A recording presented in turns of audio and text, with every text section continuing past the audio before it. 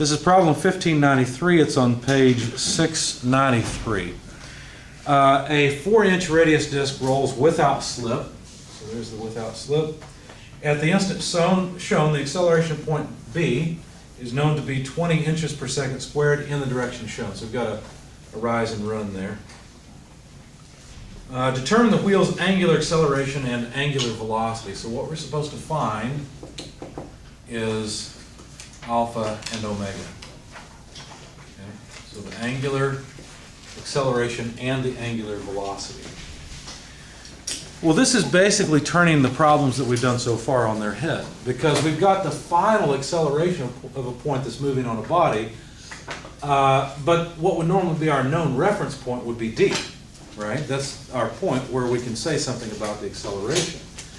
So first of all, let me go ahead and break up this acceleration vector into its components so that we can get rid of this 3, 4, 5. Let me just sketch the 3, 4, 5 off to the side. And so, let's see, if we break up the acceleration of B into components, the acceleration of B in the x direction is going to be what? 4/5 of 20, right? If you break up 20 into 5 parts, it's 4, so 4 times 4 is 16. 16 inches per second squared. There's ABX. ABY would be 3/5 of 20, so 3/4 are 12. So don't forget it, I'm going to make it negative. I want to remember that it's going down. Okay? So now I don't really need this triangle anymore. I really don't need acceleration of B as a total, but I'll leave it in there just because we've got it. Okay?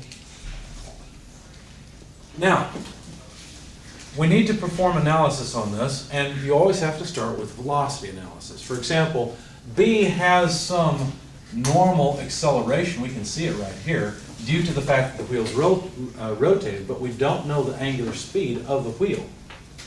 Let's see, or do we? We don't. Okay. So let's start off with a couple things in velocity. The velocity point D is how much? It's pretty obvious. It doesn't slip. It's 0. The velocity of point C would be equal to omega times RCD. In other words, if I knew, and by the way, they told us that the wheel is rotating this way, they just didn't tell us how much. Okay?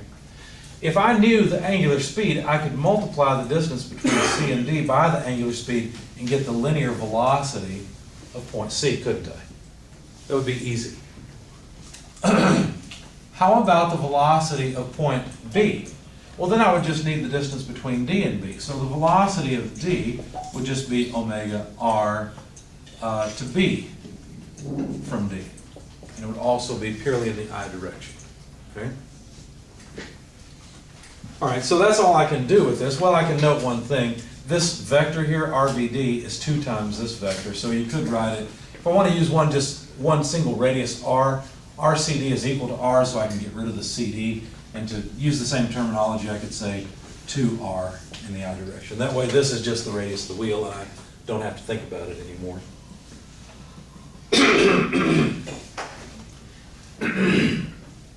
I'd like to use D as my reference still.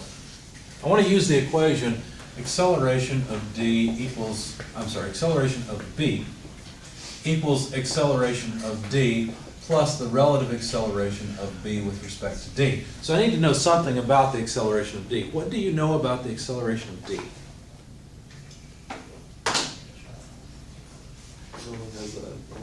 Only has a normal component. It must be accelerating that way. That's it.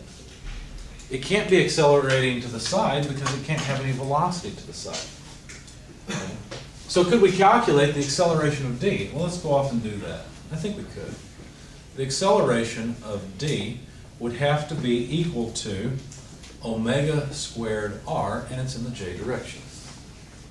Right? So I've got to work symbolically because they didn't give me numbers for the angular velocity or a linear velocity, either one of which would have helped. Okay. So how about the acceleration of B with respect to D? Well, we have to be careful here because you know B cannot have an angular acceleration if it has no, I'm sorry, it can't have a tangential acceleration unless it has an angular acceleration, right? Well, we don't even know what the angular acceleration is. In fact, we're trying to find it. Now you can tell that B is rotating this, or it's accelerating to the right, so that suggests this wheel does have an angular acceleration. But when we're thinking about this wheel rotating, we really need to extract it, pull it off the ground, and think about it rotating or moving, in other words, the motion of B with respect to D, being a relative motion. So the acceleration of B has to be the sum of a translation plus a rotation. Does that make sense? In other words, B has a tangential acceleration and a normal acceleration. So we can break up this relative acceleration into a normal direction and a tangential direction, right? The normal direction is just going to be minus j, and the tangential direction is just going to be I, right? So that's pretty simple. In fact, let's write it that way. So we'll have the acceleration of point D, and in fact, let's start making this a little more apparent. Acceleration of D, which we know is in the positive j direction, plus the acceleration of B with respect to D in the normal direction, but the normal direction for B with respect to D, that's pointed down, right? So that's minus j, plus the acceleration of B with respect to D from the transverse, or the, I'm sorry, I always say that, the tangential direction, but that's only in the I direction. So far, so good? We're doing okay? Now, we've already said that we know a little bit about the acceleration of point B. We know that there is a zero acceleration in the I direction for point, am I saying B or D? No. I'm sorry, I'm confusing B and D. The acceleration of point B is what's given, right? So there's an acceleration of point B in the x direction I, plus an acceleration of point B in the y direction j. Okay? So B, we know, is accelerating this way and this way, so it has two components. We know D is only accelerating up, and then there's a relative acceleration in the tangential and normal directions, which fortunately this time happened to line up with the coordinate system. I guess I should show you what coordinate system I'm using, but you probably guessed already it's that one. Okay? All right. Now, this acceleration of point D, we know, is omega squared r in the j direction.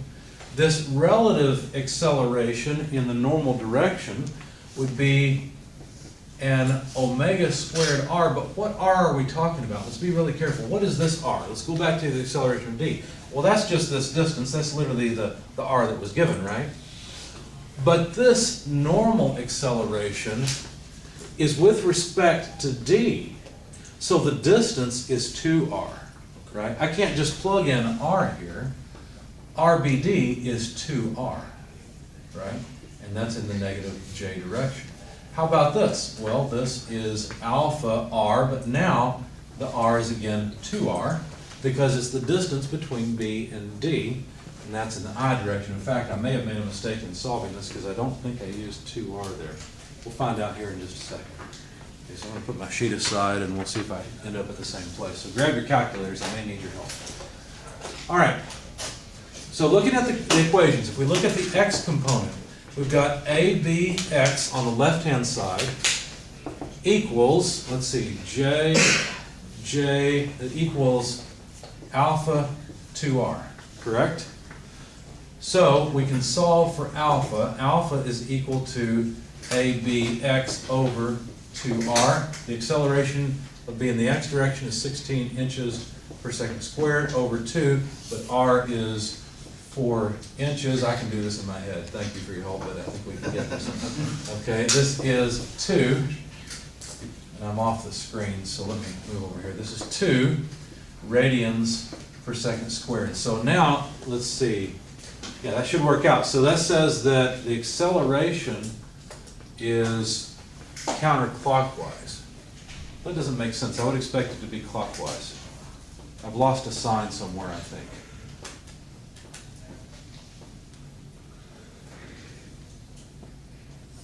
Where did I lose a sign? Yeah, because I completely expect this to be negative, right? If B is accelerating to the right, that means the wheel's rolling faster, which means it's got to be accelerated. It's got to be negative. Where did I miss my sign?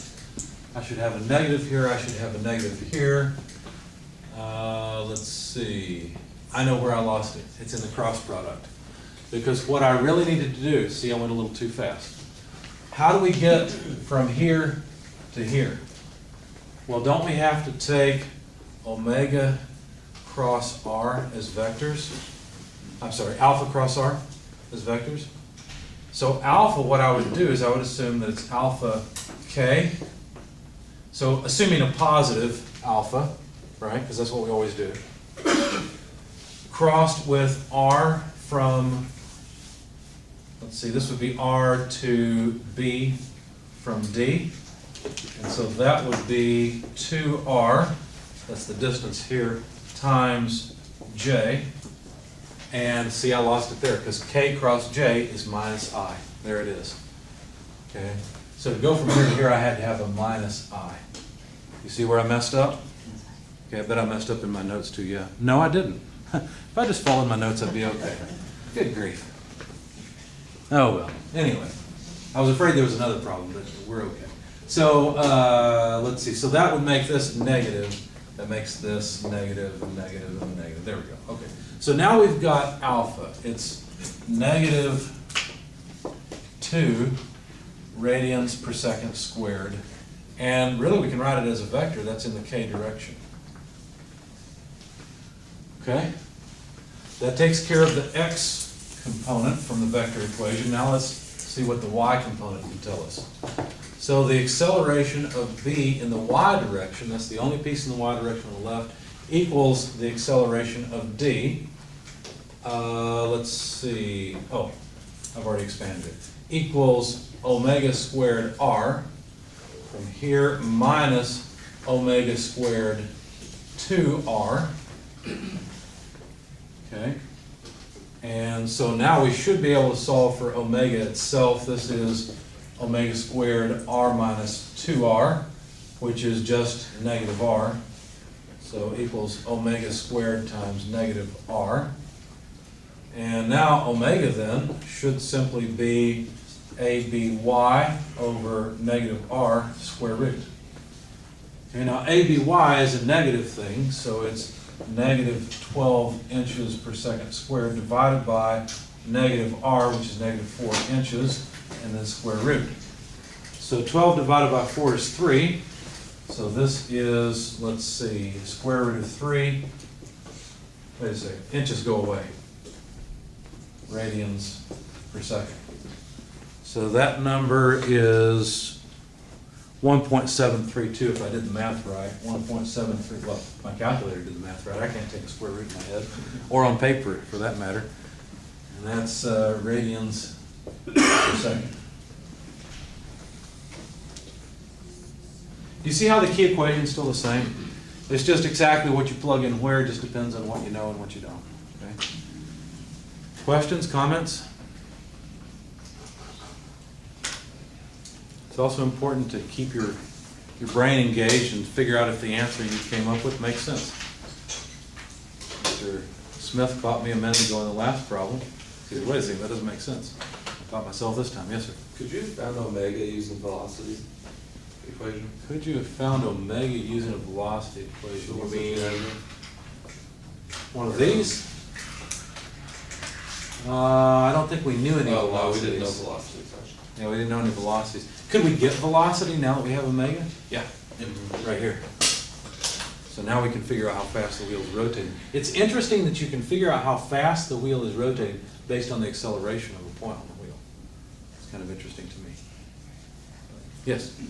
On the, I guess it'd be the y. Right here? An omega squared times r minus 4. Where did that come from? Okay. This piece came from the acceleration of d. Right. This piece came from the normal acceleration of b with respect to d.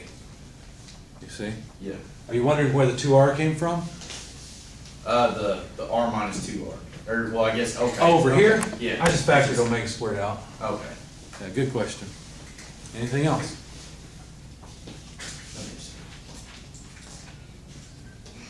We still have video time. I still have time for questions.